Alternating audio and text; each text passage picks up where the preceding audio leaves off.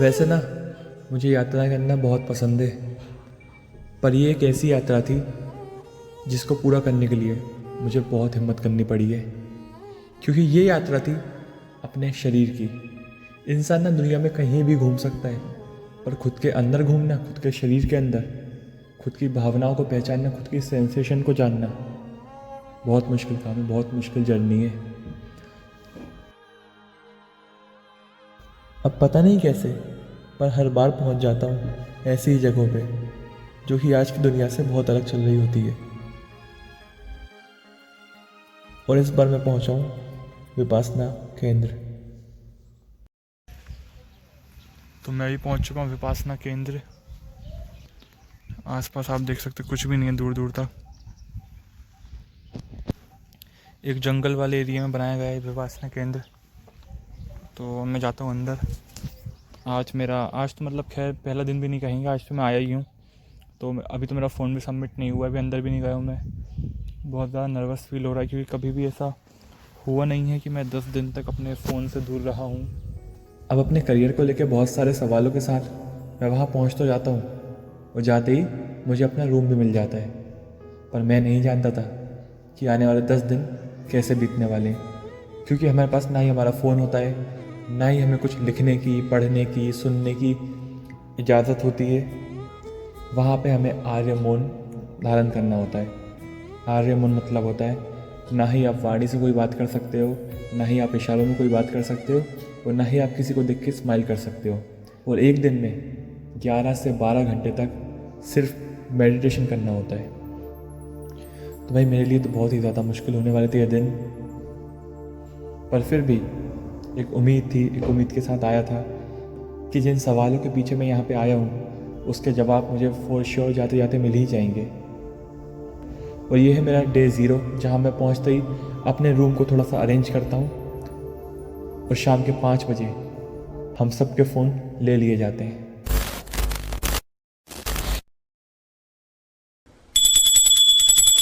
आ जाइए। हो गए। सुख का पल, धर्म का विश्वास, प्रेम जगाया आपने। पहले तो हम आलसी थे, 4 बजे जगाया आपने। सुख का पल, धर्म का विश्वास, प्रेम जगाया आपने। हिंदू मुस्लिम सिख ईसाई हम झगड़ते आपस में। हिंदू मुस्लिम सिख ईसाई हम झगड़ते आपस में।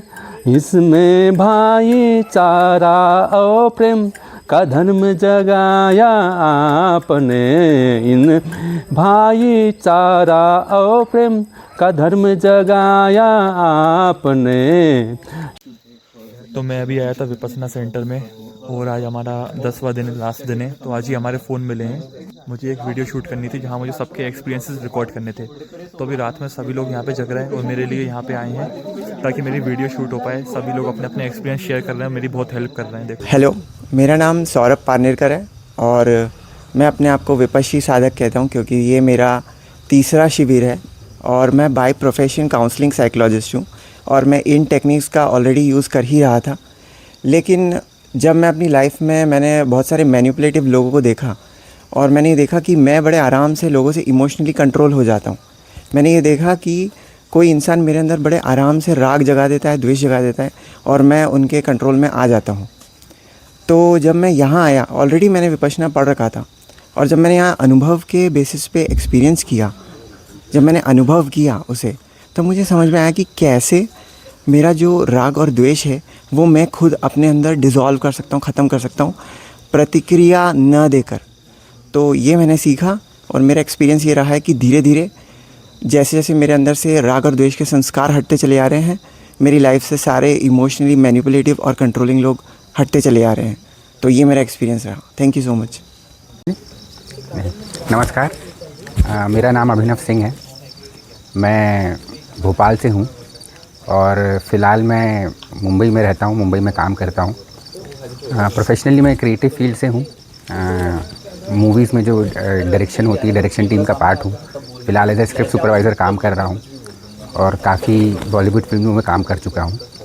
विपासना के बारे में मुझे आज से कुछ 7 या 8 साल पहले पता चला था कि ऐसी कोई एक विधि होती है जिससे आप अपने मन को कंट्रोल कर सकते हो।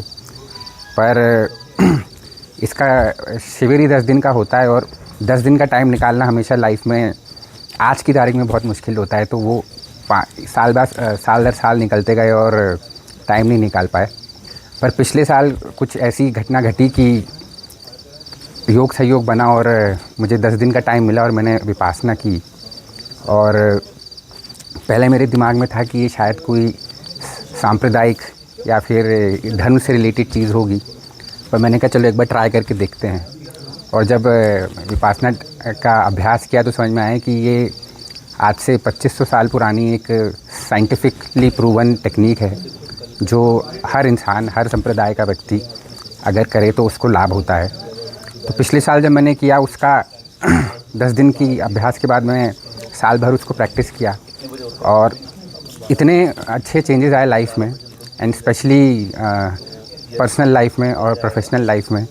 And being in a creative field आपको एक स्थिरता चाहिए होती है दिमाग की, क्योंकि आपको गहराइयों में जाके चीज़ें सोचनी पड़ती हैं और इसमें काफ़ी मदद मिली।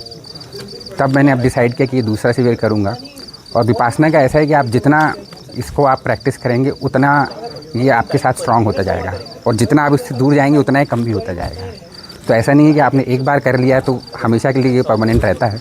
आपको ये ज़िंदगी भर के लिए प्रैक्टिस करना पड़ेगा। तो it's a kind of lifestyle जो आपको अपने दिनचर्या में लानी पड़ेगी। तो आप भी करिए विपासना। आपका मंगल हो, सबका मंगल हो। धन्यवाद। हाय, मेरा नाम नरेश मेवाड़ा है। मैं सीहोर से हूँ और मैं भोपाल में विपश्यना का जो शिविर लगाया है उसे अटेंड करने के लिए आया हूँ। तो बिफोर अटेंडिंग द विपश्यना जो शिविर है उसके पहले मैंने बहुत कुछ सर्च किया और एक जानने की बहुत इच्छा है कि यार ये कुछ तो नया है, इसको अटेंड करना चाहिए। कुछ तो ये नया सिखा रहे हैं, जो कि लोग यहाँ पे अटेंड कर रहे हैं तो उनका अनुभव कुछ एक अलग निकल के आ रहा है और ये किसी धर्म से प्रेरित नहीं लग रहा था। तो मुझे लगा कि यार एक बार ये चीज़ एक्सपीरियंस करना चाहिए, क्योंकि लोगों के जितने व्यूज़ देखे, रिव्यूज़ देखे, उससे मुझे लगा कि नहीं यार ये चीज़ें ज़रूरी एक्सपीरियंस करना, नहीं तो कुछ ना कुछ चूक जाएगा। और जल्दी एक्सपीरियंस कर लेंगे तो मे बी हमारे पास कुछ नया सीखने के लिए ज़्यादा टाइम रहेगा।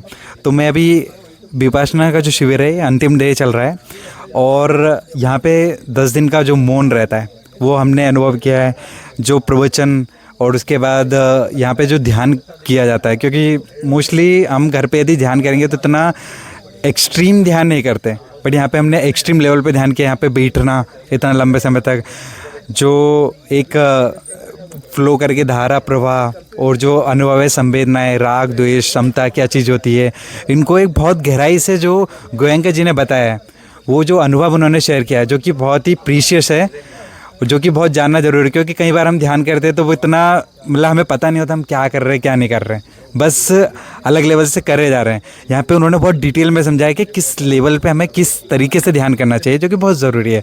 तो हाँ, ये मैं कह सकता हूँ कि ये एक बहुत अलग एक्सपीरियंस था और बहुत ही अच्छा अनुभव रहा मेरा यहाँ पे आना। हेलो दोस्तों, मैं SK द्विवेदी ब्यौहारी शहडोल मध्य प्रदेश से विपश्यना धम्मपाल केंद्र भोपाल आया हूँ। तो मैं अपना कुछ एक्सपीरियंस शेयर करना चाह रहा हूँ। एक्चुअल में मैं फ़िज़िक्स पढ़ाता हूँ, तो मैं फ़िज़िक्स को फ़िलॉसफी से जोड़ता हूँ। मैं बच्चों को कहता हूँ कि अगर गीता समझ नहीं आती तो भौतिकी पढ़ो, क्योंकि जैसे कि यहाँ गुरुजी ने बताया है कि एक पार्टिकल विदाउट कॉज एक पत्ता नहीं हिलता, तो हमारी भौतिकी भी, फिजिक्स भी यही कहती है कि विदाउट कॉज इफ़ेक्ट नहीं आता। अगर फोर्स नहीं है तो डिस्प्लेसमेंट नहीं आएगा।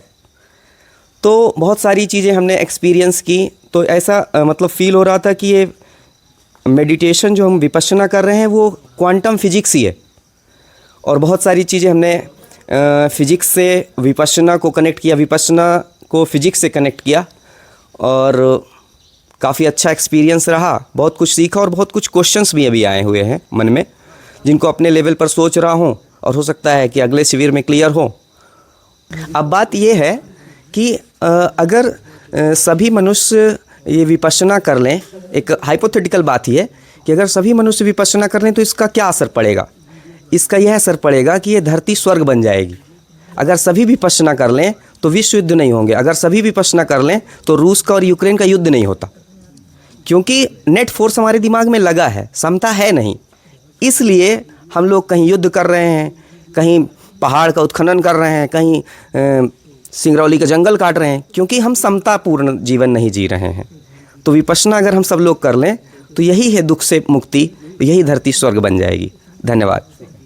और भोपाल में मैंने ज्वाइन करा 10 दिन का शिविर, बहुत अच्छा लगा।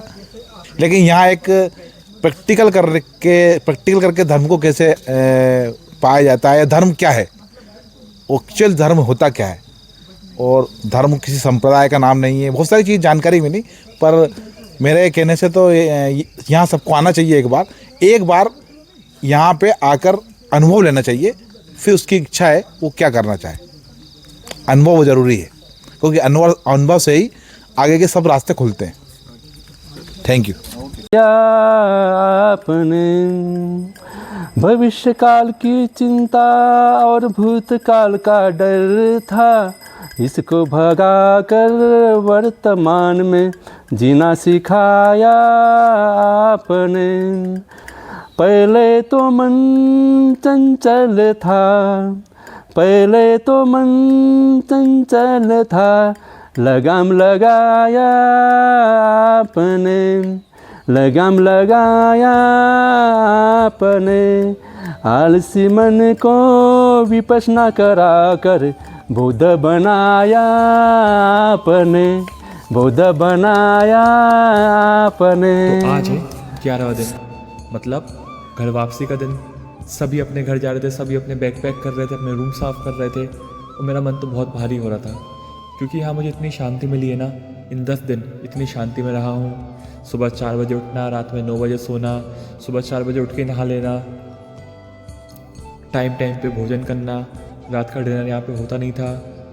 एक पूरा प्रॉपर रूटीन जो मैं चाहता था, जो मैं अपने सवाल लेके आया था, उन सभी के जवाब मुझे यहाँ मिल गए। और इतने अच्छे मुझे कनेक्शन मिल गए, इतने अच्छे लोग मिल गए, इतने अच्छा वातावरण मिल गया मुझे, कि मैं यहाँ से इतना कुछ सीख के जा रहा था। मैं इन 10 दिनों में फ़ोन से दूर रहना सीख गया। ना कोई इंस्टाग्राम, ना कोई स्टोरी, ना कोई स्टेटस, कौन क्या कर रहा है, कौन कहाँ जा रहा है, कौन किसके साथ है, किसने क्या खरीदा, किसने कौन सी ट्रिप मारी, कोई आइडिया नहीं था। तो इन 10 दिन में ना सारे इमोशन जो थे ना, जो भी उभर के में आते थे, जो भी मेरी ओवर थिंकिंग थी, वो पूरी ख़त्म हो गई थी। बट हमने अपने नए दोस्तों को ऐसे ही नहीं जाने दिया। यहीं से हमने उनको अलविदा नहीं कह दिया, हमने उनको इनवाइट किया। मैंने बोला चलो यार भोपाल घूमते हैं। तो जो भी मेरे बाहर के नए दोस्त बने थे, उनको मैं अपने साथ ले जाता हूँ भोपाल घुमाने। तो यहाँ से शुरू हुई हमारी एक बहुत प्यारी, बहुत छोटी सी ट्रिप, अपने ही शहर भोपाल की सैर करना।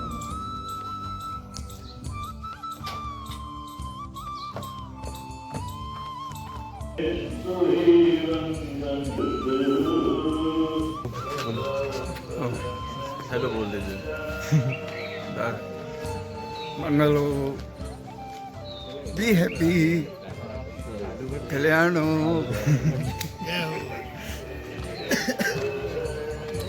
मेनू इनको पता ही चल गया कि पिक्चर आज क्या रखने वाला है। क्यों? आलू वड़ा बोल, आलू बड़े होंगे ना जहाँ तक इसमें लग रहा है। नहीं लग रहा तो खामोश में इसे पता ही है।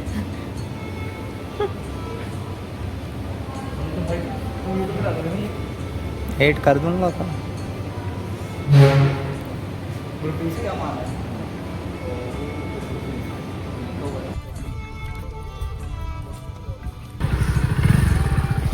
चलते हैं गाइस हम।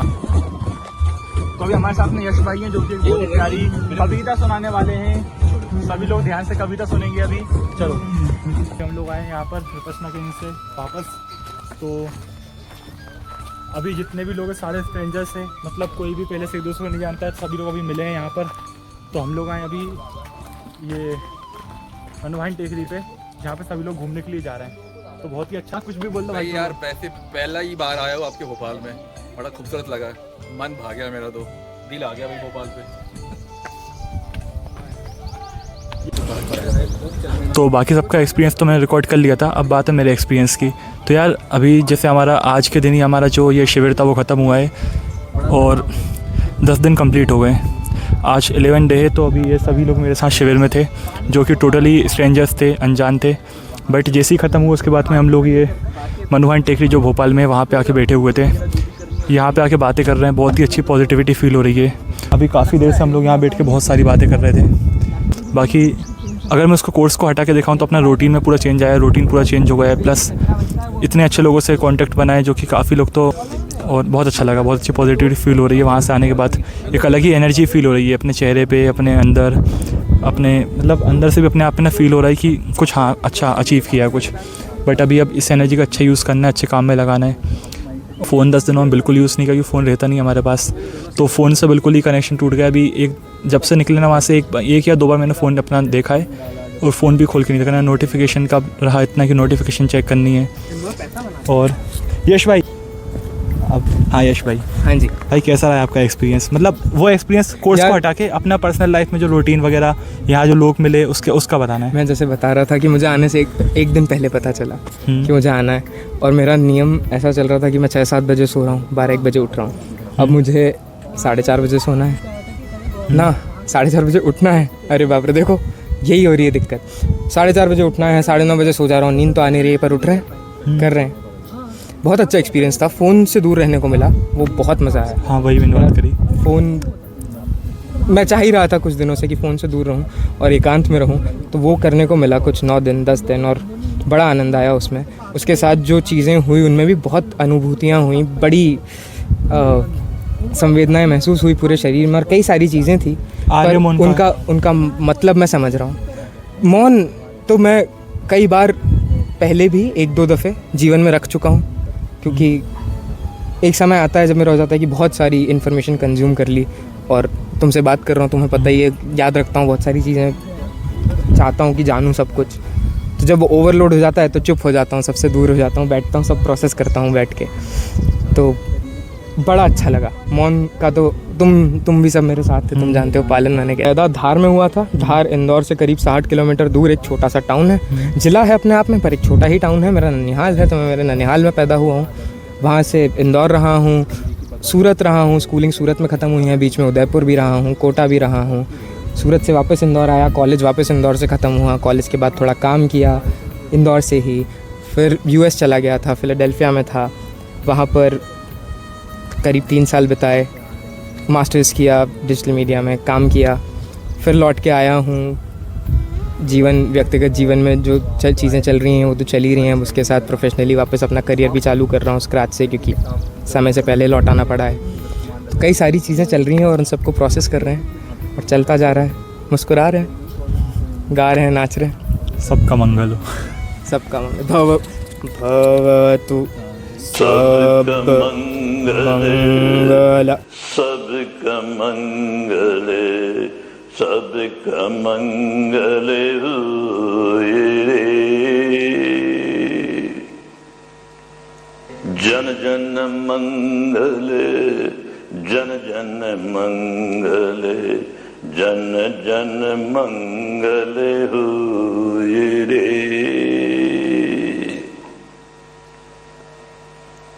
मेरा मंगल, मेरा मंगल, मेरा मंगल होए रे। तेरा मंगल, तेरा मंगल, तेरा मंगल होए रे। सबका मंगल।